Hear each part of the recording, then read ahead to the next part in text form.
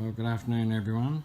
This is just an update on our water sample. Just get that in focus. That we acquired. It was about a metre out in the dam. I did take it to my place of employment and I did do a quick check on certain things. Now the first thing we looked at was chlorine, and obviously for good reason. There's no chlorine showing up in the dam. The second thing that we looked at was nitrates. That also came up negative. There was no sign of nitrates. The pH. Now the pH was interesting in that it was showing distinct 7, but it's borderline going to 8, which means that that's actually starting to get elevated there. And the final thing that we checked was for phosphorus. Now these here, oh, I've spelt that wrong, but anyway, that came up at 25 parts per million in the water.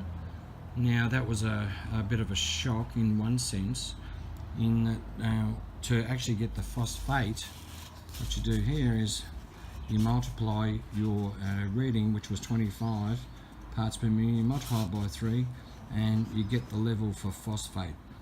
Now phosphates occur naturally in water, you can find it in there, but our level that we had from our sample equals to 75 parts per million, and the natural levels in water is 0.05 to 0.0. I've got that wrong, 0.005 to 0.05. So we're well over the limit for phosphate in the soil, in the water.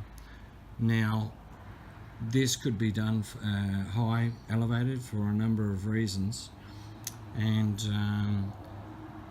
it could be wash off from the land, because bear in mind there are grassed areas and plantings around that area, and any fertilizers they use will leach into the water. Who knows, but one of the good indicators for us with the water was that the water is turning green and it's forming an algae, and with that, that's a good indicator that the phosphates are too high. Anyway, what I'll do in the next day, I'll contact the council because they are looking at it, and I'll just give them a rundown on the readings that we actually found and see how that compares with theirs. Anyway, I thought you'd like to keep up to date. Thanks for watching.